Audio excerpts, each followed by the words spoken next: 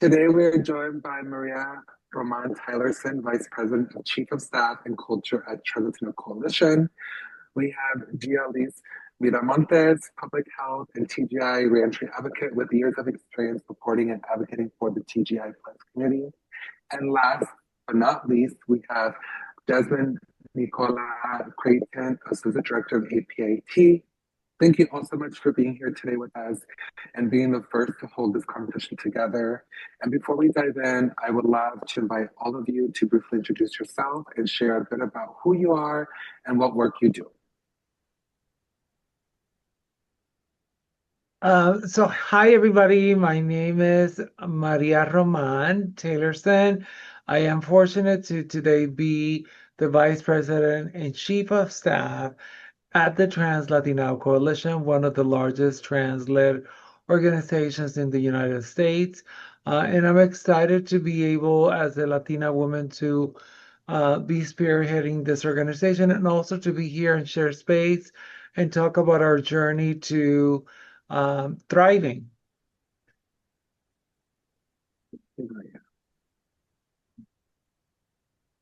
Ms. Jazzmun, Ms. Gia. You go, G. Oh, I'll go. I thought we were going to order your announcements, but it's all good.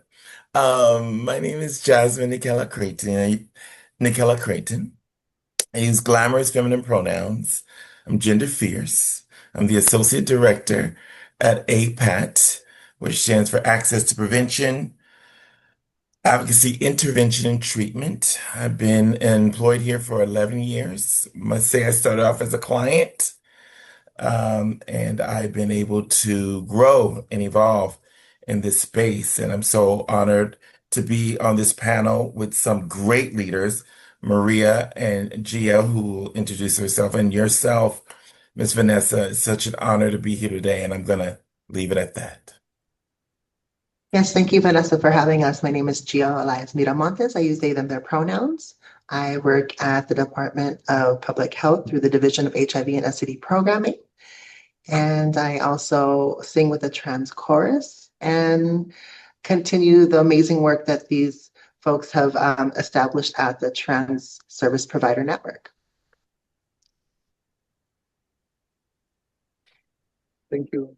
Thank you everyone for sharing. And again, these amazing individuals have been doing a lot of amazing work throughout the years, and I'm just so excited to have them here. So let's dive into today. So today's conversation centers on thriving beyond surviving, especially as we continue to navigate a world that's shaped with today's social political climate.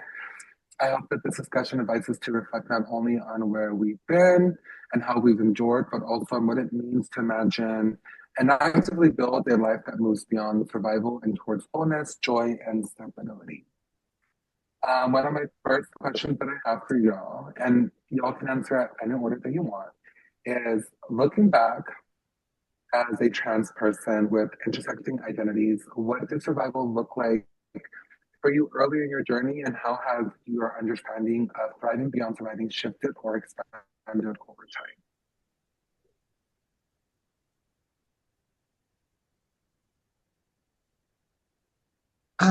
I guess I'll share. um, well, 20 years ago is when I first officially came out. Um, uh, and I found my way through community via the club scene. I was a doll dancing for dollars um, at Peanuts and other places. Some of y'all might remember my baby face Femme. Um, I and at that time I was living out of my car um, for quite some time actually as a professional dancer, um, as a you know um, dancing through different dance companies and then dolling up at night because at the time and still somewhat now the artist community and entertainment is very binary. And wants you to be a boy, wants you to be a girl, and hyper mask or hyper feminine. And so it's definitely difficult in the entertainment business to kind of transition. And if you're not um, if you're not fitting that dance model, then it may be difficult. And so at that time, I was living out of my car and just going from gigs to gigs and surviving. And it's taken me some time from that moment on to even now to kind of get past that pack rat hoarding everything I need in my personal space to like expanding to the house that I live in now. Um, and not everything has to be right next to me. Not everything has to be full in my car. So it's been quite a journey from survival work and dancing for dollars to being in a comfortable space that I am in now. And I'm truly grateful to the work that everyone has done up until then to support people like me. I'll go next. I'd like to write a gratitude list every once in a while. So I just want to read a little bit of this gratitude list before I go into what I'm going to say. This gratitude list is called Spirit Field. My trans body is sacred. My journey is unfolding beautifully. I'm always seeking and searching for my authentic self, my truer soul self. I'm living beyond the limits of assigned roles and labels. I'm aligning myself with a deeper inner knowing. I am aware of the limitations that society has imposed upon me, and they do not match the fullness of my expansiveness. And therefore, right now is divine timing. Like I am a doll that danced for the dollars too. I have a background. I know these young ladies from working in the nightclub scene. I initially started off as a drag artist at La Cage Fall on La Cienega when La Cienega was Restaurant Row. And a performer named Viva Sex did Madonna at the show with me. And Viva is the one that introduced me to Club Peanuts. This is like early 90s. And when I walked through those doors, I just took a deep breath because I completely identified with everything and everybody and everything that was happening in that space.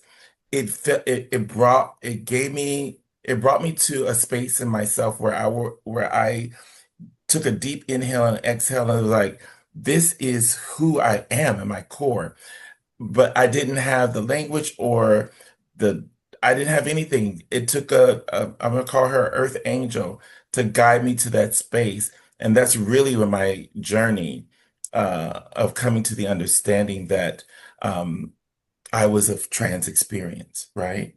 And I've been on that journey ever since. And it has been, tumultuous. It has been, amazing. Like so many wonderful things continue to happen, but have happened along the way for me.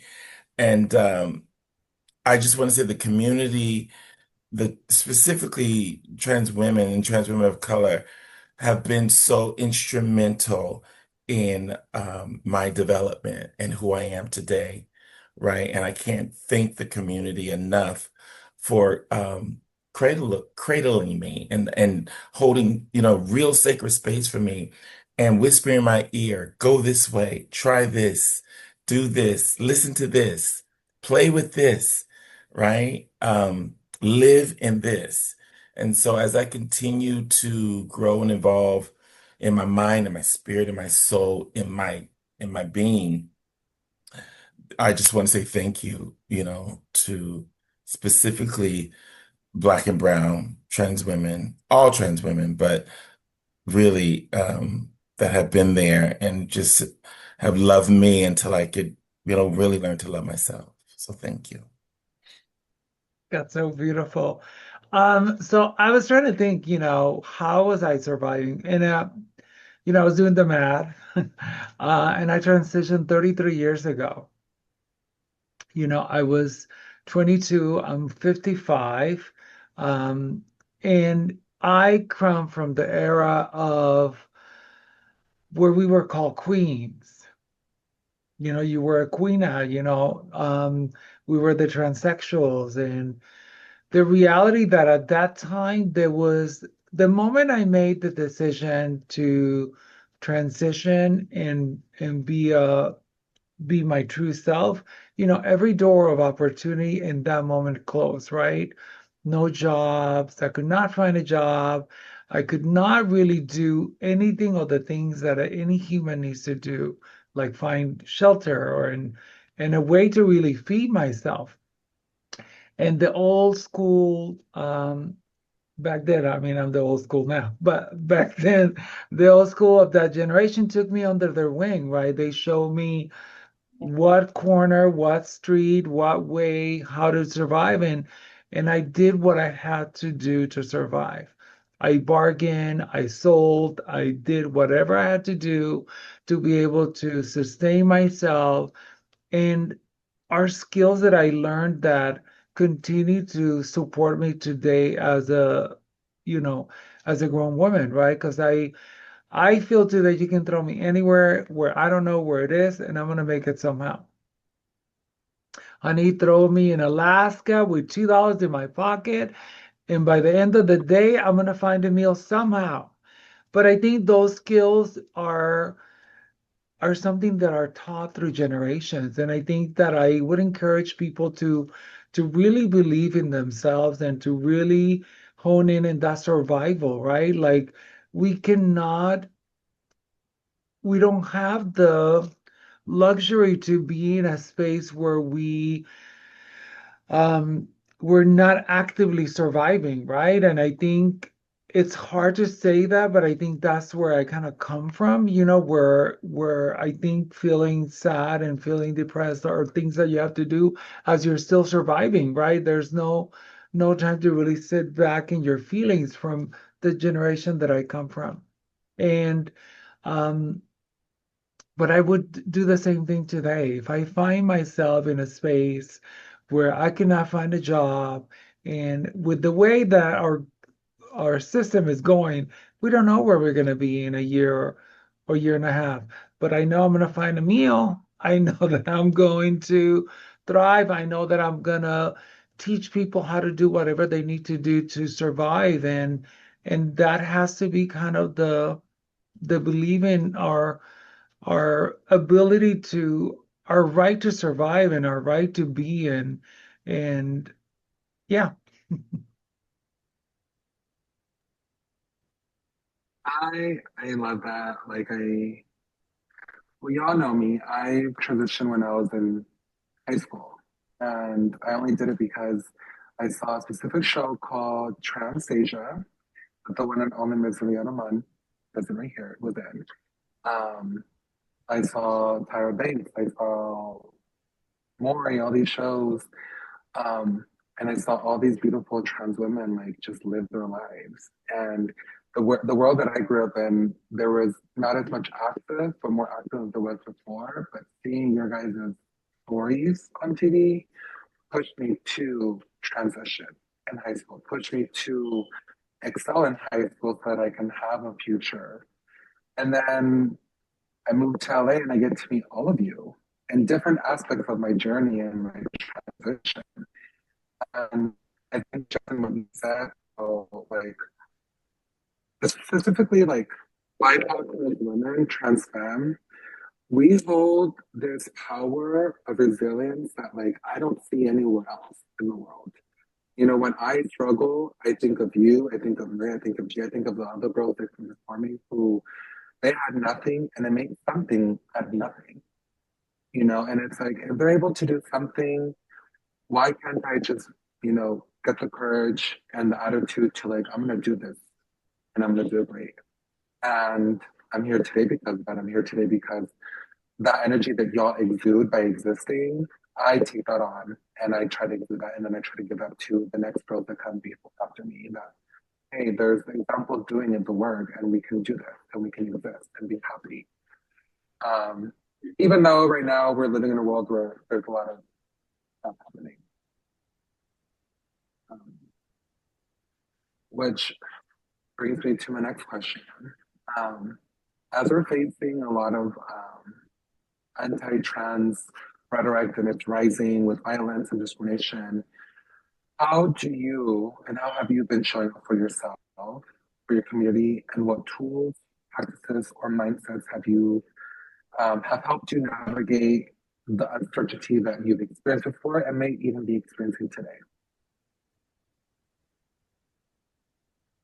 I guess I can start. I think that the way that I'm showing up for folks is both as a living example that we can achieve anything that we want, right? I show up and I give it all at my job. I show up and I'm there for my friends, the people that I are also my support system. And I think, I come again and, I sound like the older woman because I am. I come from a generation of folks that literally had nothing, right? We didn't really have any services.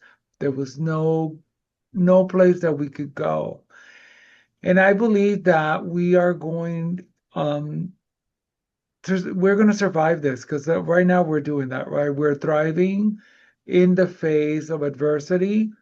We need to really focus on sharing our humanity, our stories, the beautiful people that we are, the fact that we're not this thing. We're sons and daughters, cousins, aunties.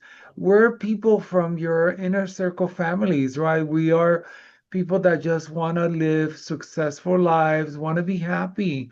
We're all here to really thrive in our lives, be happy, and we are not the monsters that we're being portrayed as.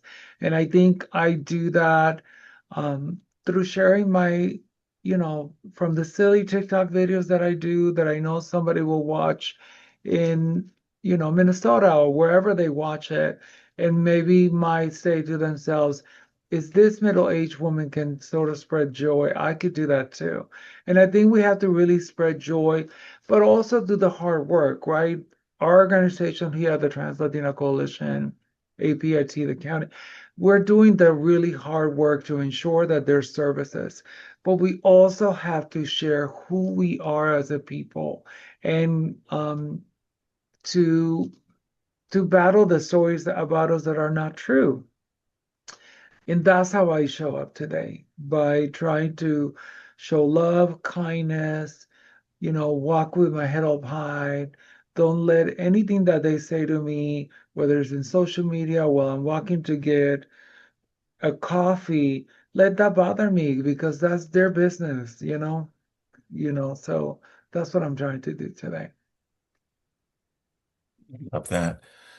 I would say, just to be really clear, that I am love in action, right? And I get to completely transform, redefine, recalibrate, reimagine who I am in this atmosphere on a daily basis, right?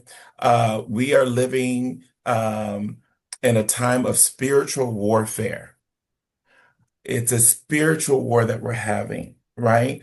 And so we know that there's three things that are needed to hold shame, right? Secrecy, silence, and judgment.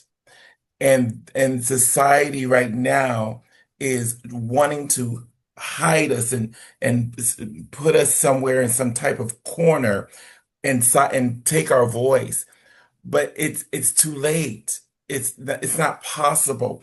We've done so, our ancestors have done so much foundational work, right, before us. And so we are the recipients of it, right? So we really are trans warriors, right? And we get to stand firmly in our truth and say, I'm here and I ain't going nowhere.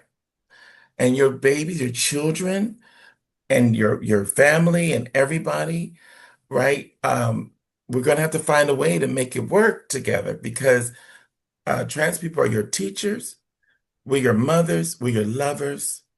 We hold a space up in the White House. We have someone that's doing the work, policy work in that White House. We have the women of the Trans Latina Coalition. We have Gia working for the county. I'm over here. We have housing. We're providing housing on a daily basis. We are providing the services that are needed, right, for the sustainability, right? But at the end of the day, it requires accountability on all of our parts. And for us to take full on responsibility, we cannot do it by ourselves. I don't even want to do it by myself. I want the J-Lo glow, and I know that it takes a whole team, right? She don't get that glow by herself. She has a whole army of people to get that natural look, right? And so I am engaging and employing, and partying with all the right people at the right time. Like I can't thank Maria enough. I had wrote a play with a friend of mine called In Full Bloom, called Lovely Bouquet of Flowers, an exploration of non-traditional voices. And at the time we did it, trans people were not vocally out, right? We were living at a time where it was very important to be somewhat stealth, right? You wanted to be passable because if you weren't, you could be in harm's way. It could be dangerous for you. And so people wouldn't really, pronouncing or really announcing who they were. But then we had, the Laverne Cox and the Janet Mopps writing books and being acknowledged and seen, in a very, you know, big way. And so then all of a sudden we sprouted up and people came out of the woodworks and said, "Hey, I'm part of that community too," right? And with this, I know I was, and I know Maria too, and Gia.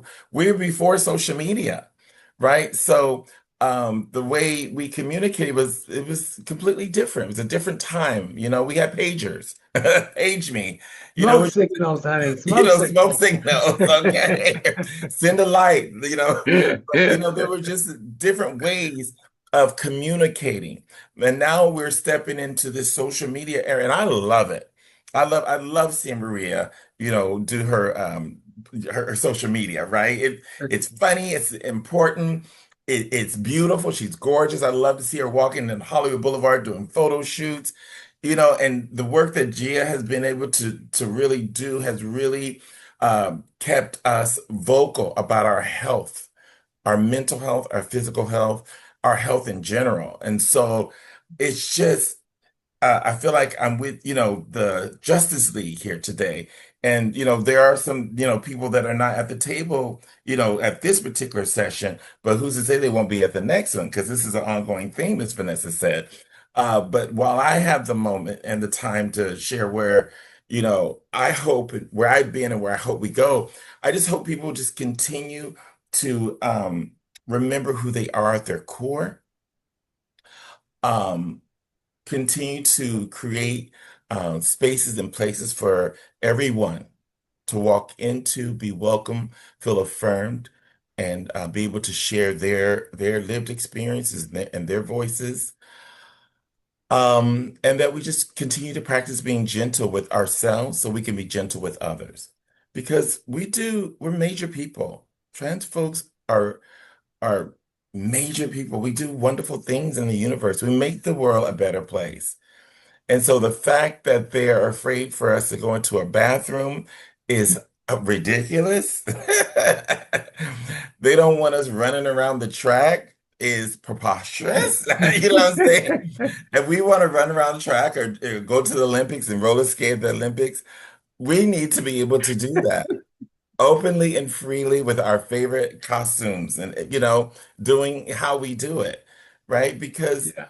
we're human beings, right? And we're full, complex, fully, we're dimensional. And so why would we want to engage in everything, right? We deserve to be loved. We deserve to have Yeah. fun, right? We deserve it. So I'm speaking to anyone that's doubting themselves and that's here in our audience. Like stand in your truth and illuminate and shine. Go for it. If you want to do it, go for it. And we are cheering you on. I'm a wonderful cheerleader, right? So because someone did it for me. Someone encouraged me and told me, Jazz, you can do it. Like just give yourself a chance, right? And if it don't work out, pivot and try something else. Thank you, Maria and Jazzmun, so much for those words. I couldn't have said it better. And in honoring our ancestors, I would like to just add that what helps me show up is the memory and the acknowledgement of our chosen families. My trans mother, God bless her soul, she's passed, but she was someone who took me in and showed me what support looks like, what survival looks like, and to that it's not just a dream to thrive. And now being a mother myself, um, shout out to my daughter who is doing all those wonderful things to shine as a young person. It grounds me to know that I can be of support to someone else and an inspiration to a new generation.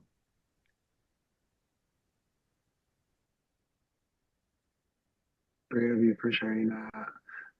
I always get so uplifted and goosebumps when y'all share your stories and your perspectives because it's always a reminder for me, the work that I do, a lot of it is possible because of y'all. Specifically, you, Jazzmun, you got me into the SOUL program, and that was the beginning of my advocacy and training organizing career that now has led me to today. But I So met you yeah, at Maria's pageant, the quest where you were the winner. Oh, Cass, yes, And Miss yeah, Cass. Maria invited me. That's how I knew about the agency. Maria asked me to come be a judge. You know, that's what I'm saying. We just keep looking after each other, and here you sit as the host, of this wonderful program. And congratulations to you. Yeah, thank you. anyone that's listening, I hope this is a example of what community care looks like, of what chosen family looks like, what love looks like, regardless of what you're going through, this is what it could look like if you just keep pushing through those hard days, because there's many of those days. I think my next question I want to ask is going to be for you, Jazzmun. As an acclaimed actress, artist, and associate director of APAIT, and a long-term advocate for trans and gender diverse community members, um, you've navigated both like creative and systematic barriers. How have you balanced with self-expression, and what has striving looked like for you at different stages of your journey?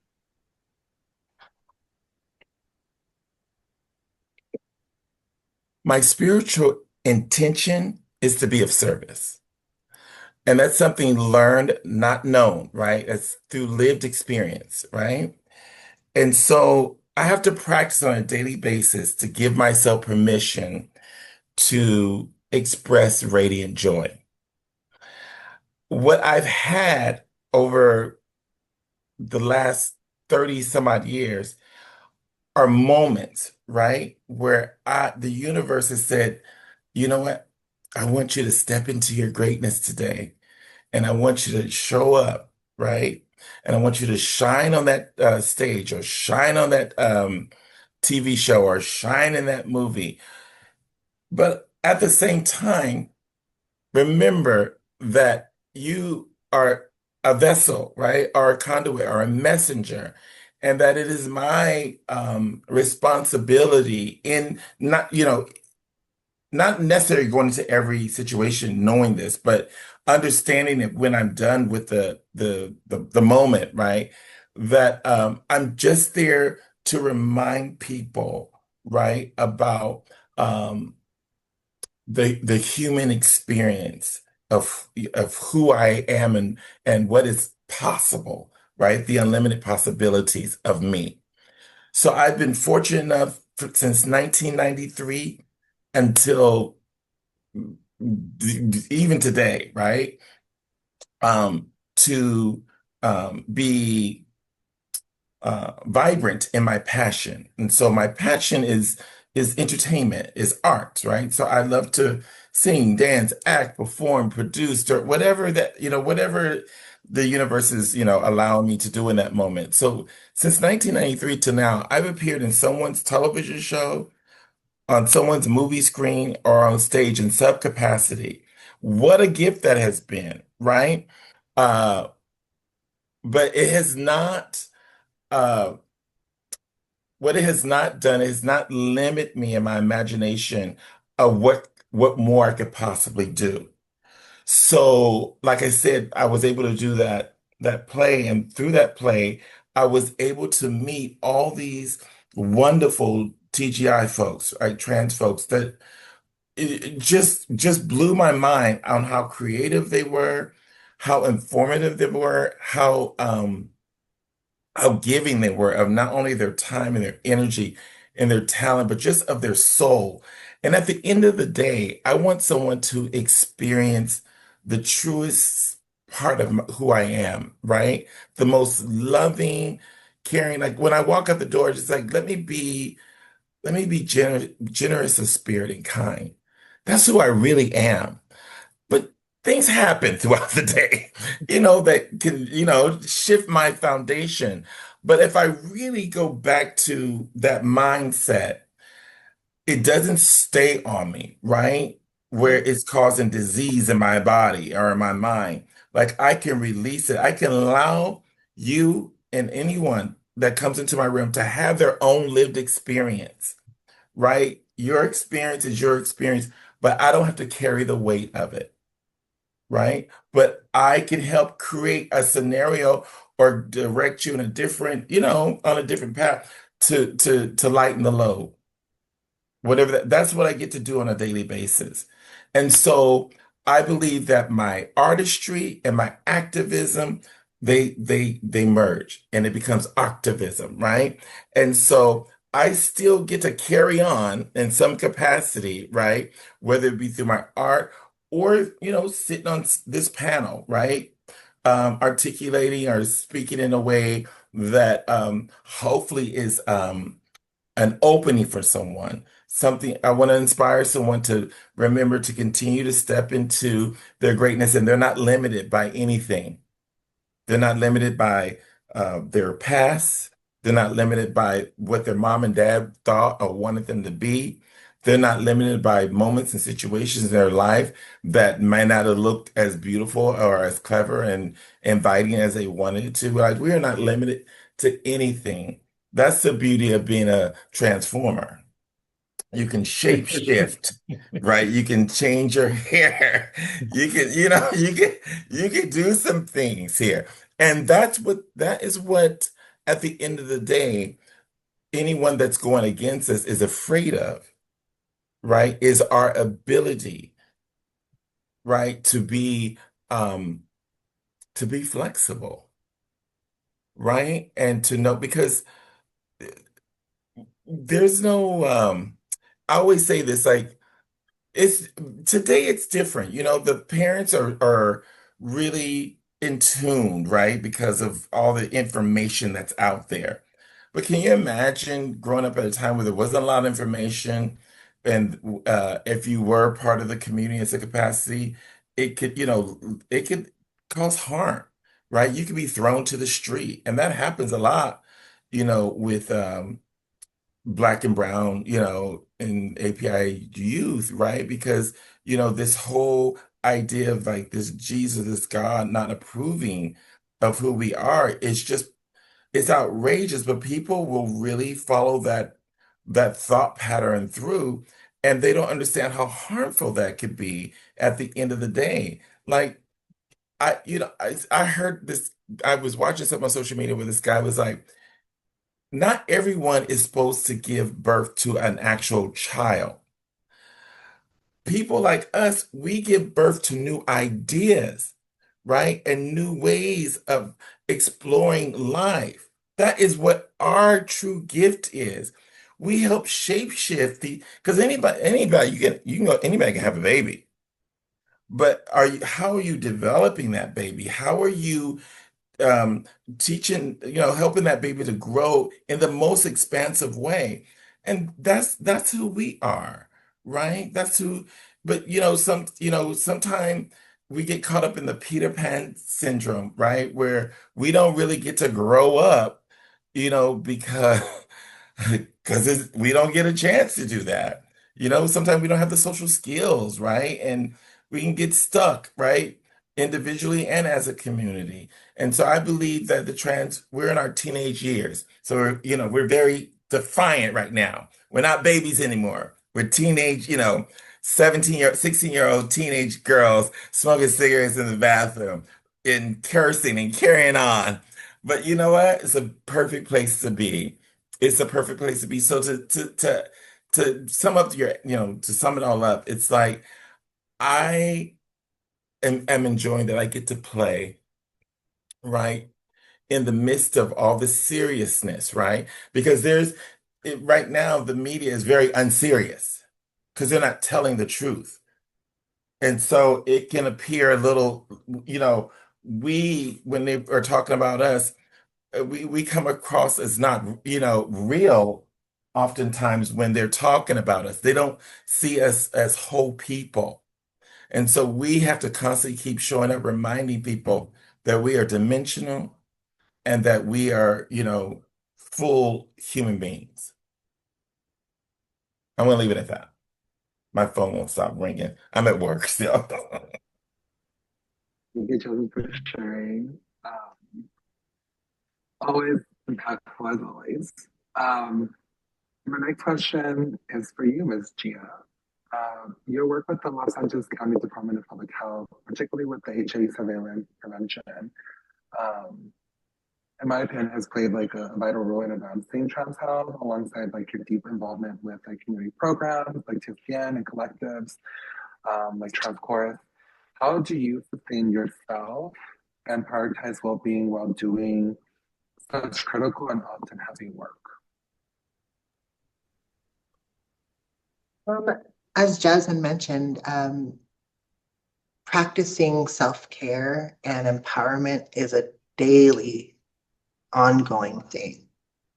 You have to give yourself permission to show up not whole, to show up not okay, to love yourself, no matter how you show up. If you find the empowerment to just show up, you're already doing half of the battle.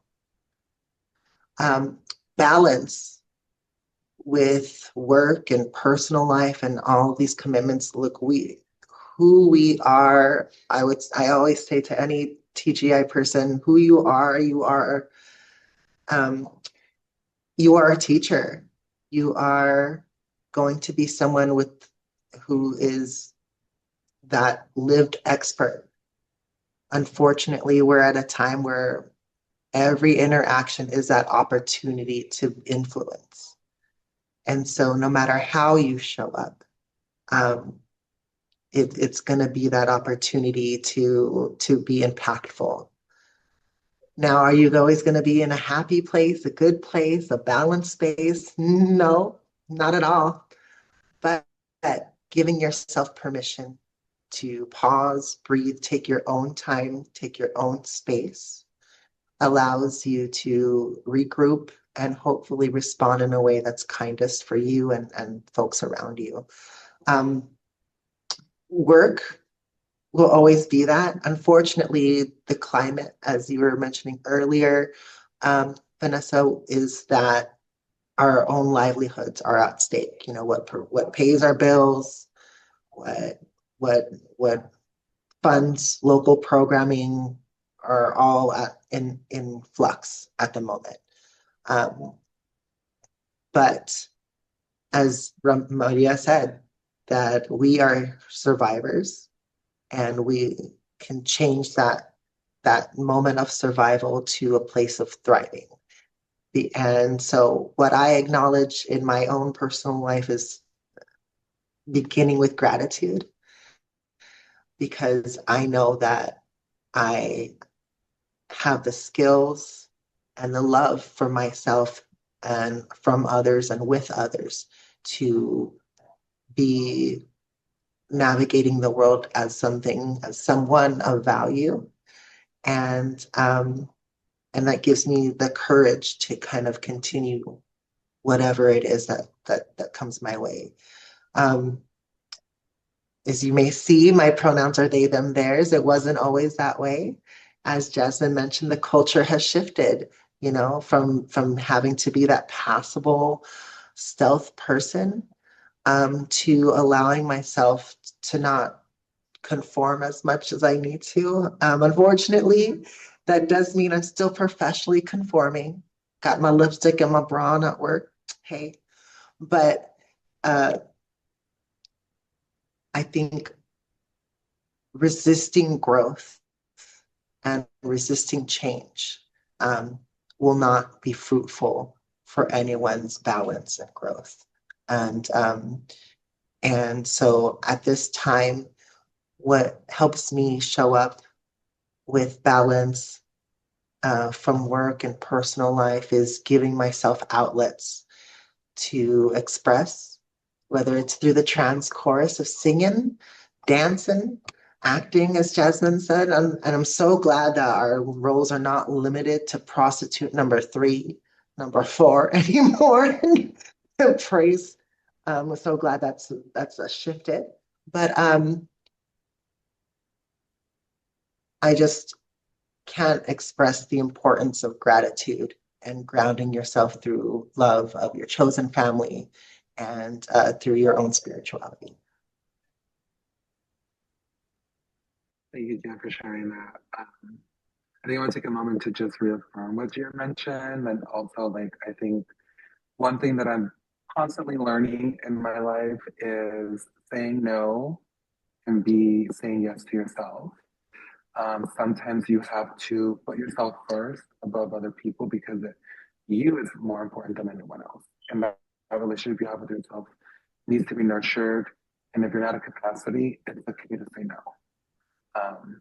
So thank you, Gia, for reminding me of that today. My next question is for Maria, and then we'll open it up to Q&A.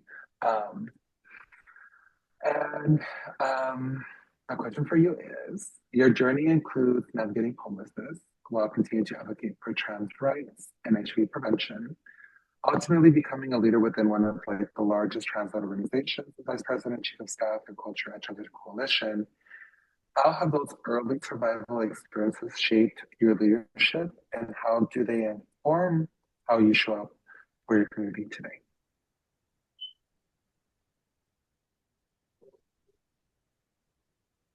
You're muted, Maria. Gotta said the most profound thing in those 2 seconds. That was not her. No, I was kidding. I would consider myself I think my experiences have led me to be kind of a no-nonsense person, right? I don't like bullshit, to be honest. And I mean that in a broader spectrum of people that tell us, oh my God, I'm here for you as a community, blah, blah, blah. But there's no actions that they have the authority, they have the power, and there's no steps to really give us access to resources and funding. And I've also understood that without money, it's hard to do any work. I think a lot of us work for years in volunteer capacity, right? We volunteer our time, we volunteer our efforts, and we need people that are in those positions of power to really support and invest in our lives. And I think that I have learned the system, but I think all those, because I think when you're thriving, you have to hustle.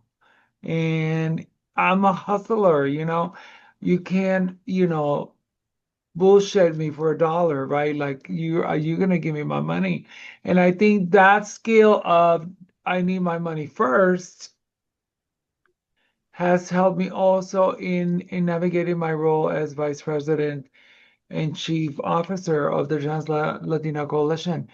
I know that not everybody's rooting for us, even though they tell us they're on our side, right? I think that I've learned that in politics, a lot of it is bullshit.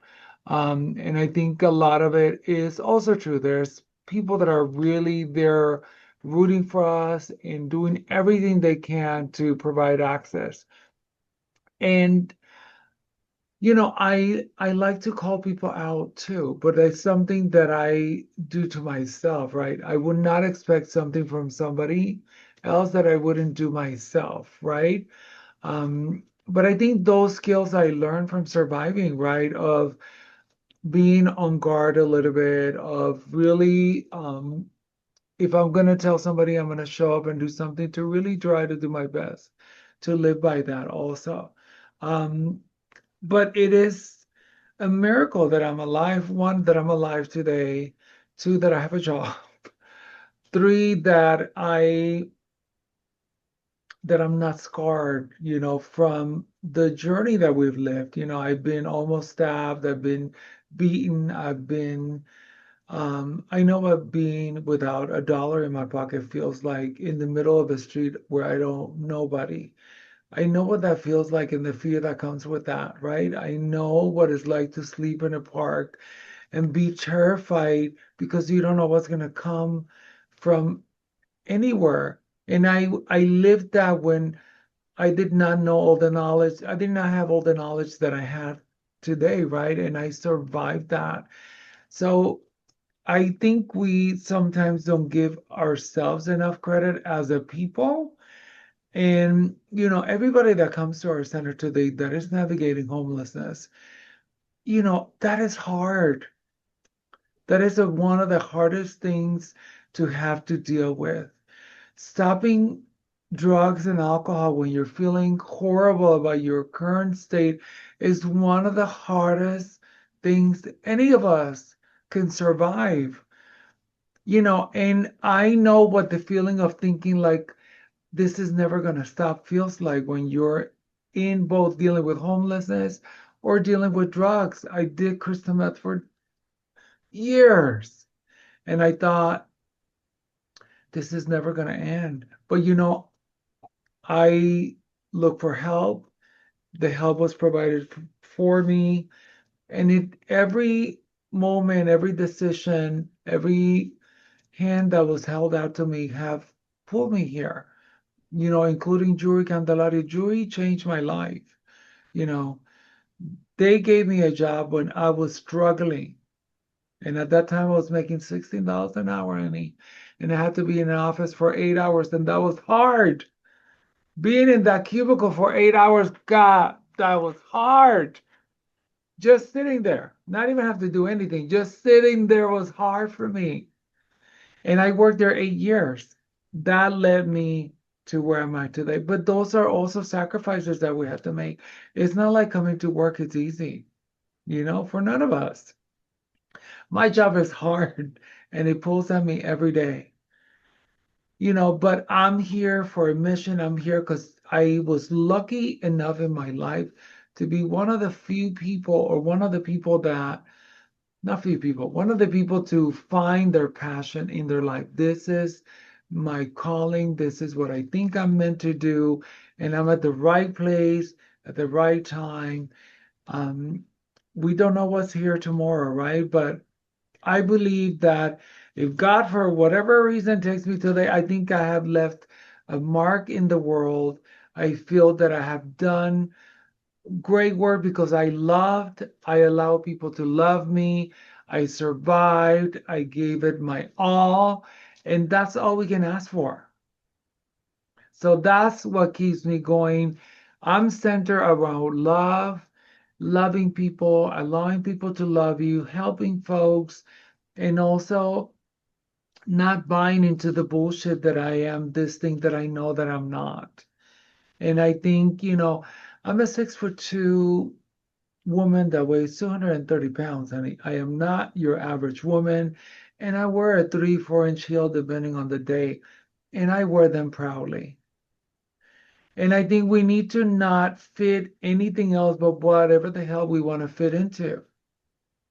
Today I wear a wig, tomorrow I'll wear no wig, whatever it is, but I'm going to be me. And I think we get to a place where we're comfortable, and that takes time and work. It takes work.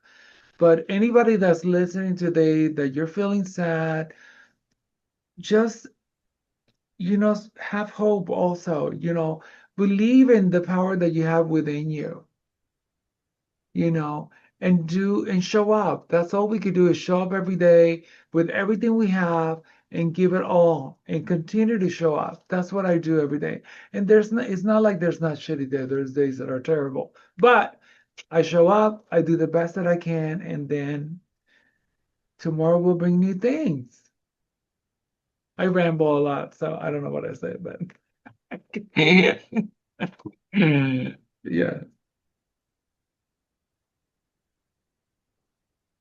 No bullshit. Life is hard and things happen. And for me, connection is stable. I've just learned that like I see trans women do it all the time. Like shit happens, you keep pushing forward. And I don't see a point in like sitting and wallowing and like this is happening. I just continue. Time check. We got 10 minutes. I saw there were some questions, but they were all answered by Ms. Gia. So thank you for answering. Out of those questions, do people want Maria and Justin to answer, or can I ask one final question before we close up the session?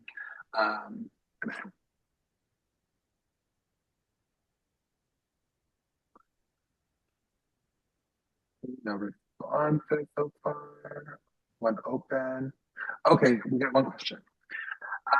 What's something you've learned as a trans leader that you wish organizations understood earlier?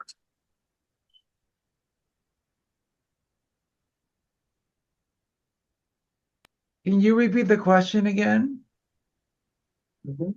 The question is, what's something you've learned as a trans leader that you wish organizations understood earlier?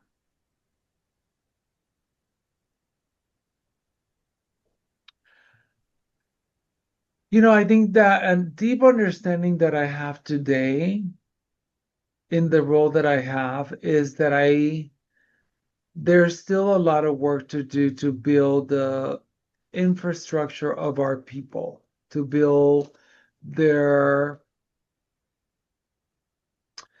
everything they need to be successful, right? And I think it's a collective effort. I think that people that are providing resources or services to trans folks need to also think about how do you intentionally build their capacity? How do you provide internships? How do you provide things that are tangible besides support groups? I think support groups are great, but they're dated is not what we need today. We need real tangible things.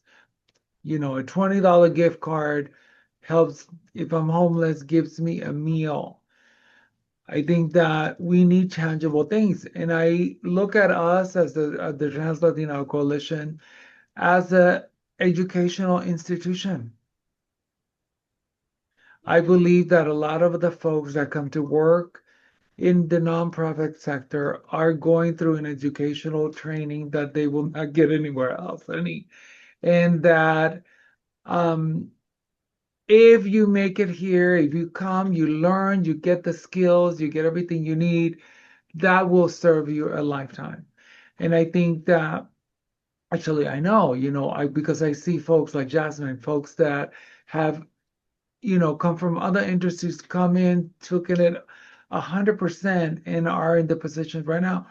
Jazzmun Crayton is number 2 at APAIT. That is incredible. Is the second in command at an organization that we all were connected with, that we went to Quest, and she today is the second in command. That is powerful. So I believe that we need real investment in tangible things. All these concepts, and I used to say that bring me more than a sandwich. I used to say that to Mitchell Farrell, but but we need more than a sandwich, honey. We need tangible things. Give me something that I can leave with. Give me education. Give me, something. I always say one person can't do everything. And there's this quote, there's a couple of quotes I like.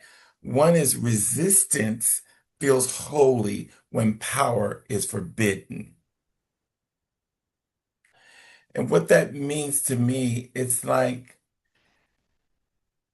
sometimes they don't know how to share the power, right? And sometimes we don't know what to do with all the power, right? So it's learning how to play with power and learning how to delegate and relegate it out, right? So that you can build, like, I want to build a community around me where someone else can step in, of the TGI, experience, can step in and do everything I do, but better. Right? Like I hope that's at the end of the day, that's what I'm doing, that I'm planting enough seeds out there that people water them and pick their fruit, right? Or get their vegetables so they can eat and learn and grow and pass it on to someone else.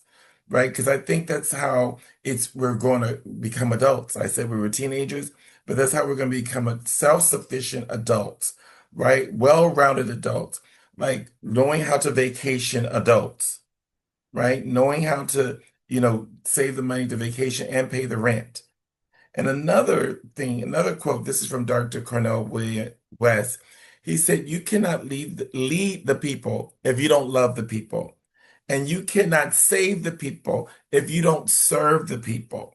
So like we're still learning how to do all those things.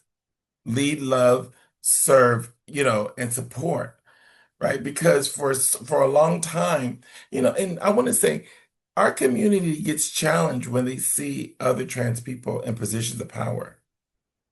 It's very challenging for them because they have been so used to like doing a performance for these cis heteronormal people, and the people are, oh, I'm so sorry. I'm sorry this has happened. But when they walk into the office, they see us, they're like, oh God. I know her. She knows me. We know we have a similar story. You know what I'm saying? And it's finding that balance in the trust, right? Because it's imperative that, we do our personal inventory. So when they do walk in, right, for our own health, for our own truth, that we're able to help them with the eight dimensions of wellness: physical, mental, emotional, social, intellectual, environmental, occupational, financial, and spiritual. Right? So though we want everyone to have it, we got to work on it for ourselves. Right? So it's a constant, it's evolving. It's not, and as they say, it's not linear, right? It's constantly moving. I've said enough. Gia. We have one question. Gia, do you like to add to that? You're more than welcome to. Oh, well, sometimes organizations can treat us as disposable. So knowing your worth is a great way to start. And also realizing that many, if not most, organizations operate on what's best for itself. And following that funding stream is their prerogative. And so when you take yourself out of the equation on a macro level, then it's realizing what role you play and being more than that so that you can feel secure within your own space. Because oftentimes we walk into spaces where the culture is already established. You're the new person. It's not going to change for you.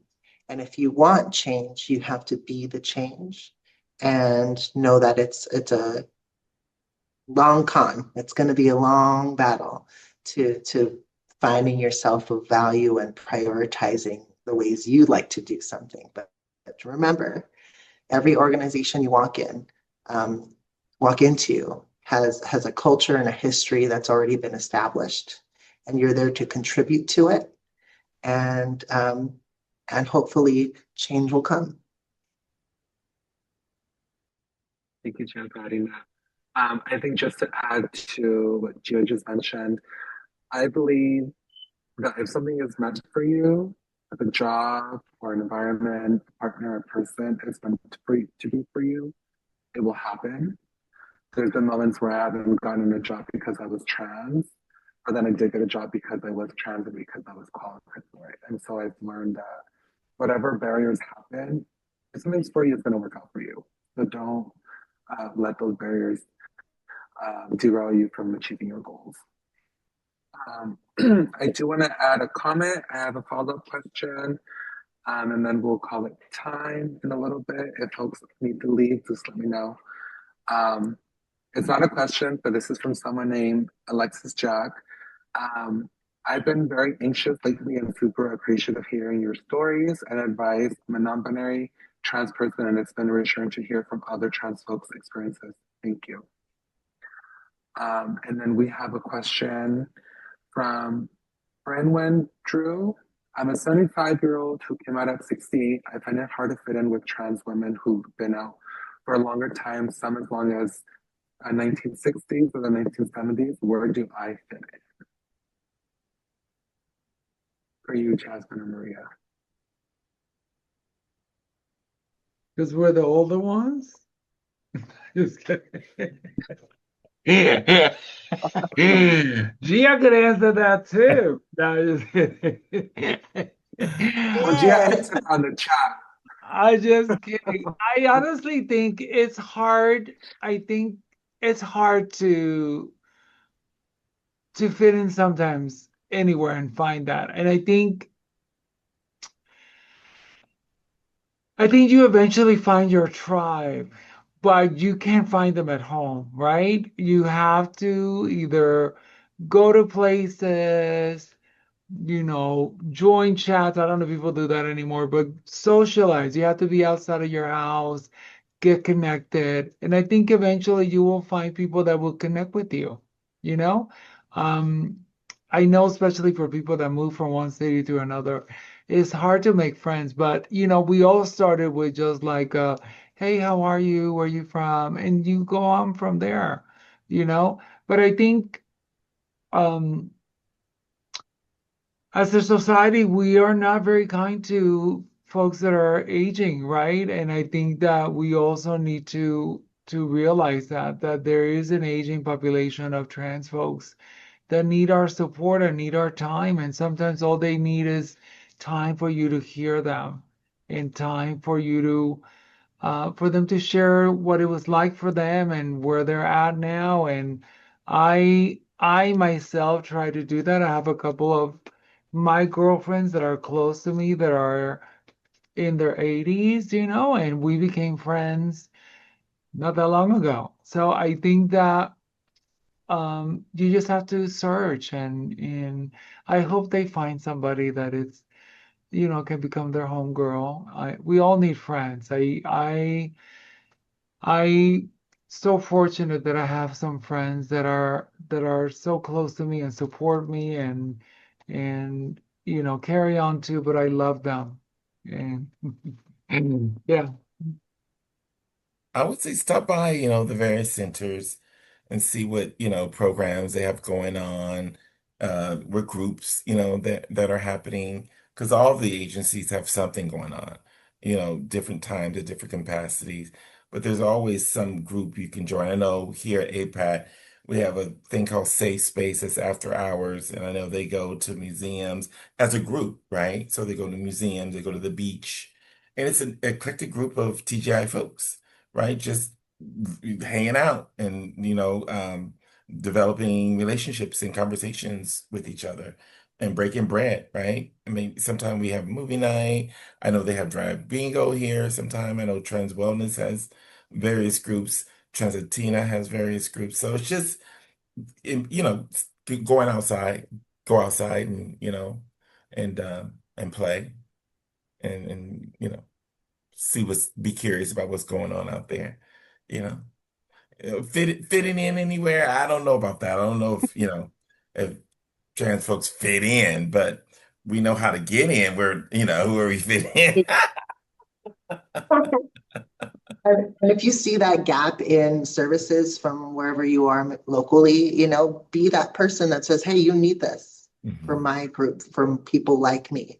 And they may be able to accommodate and you might influence that change for the need.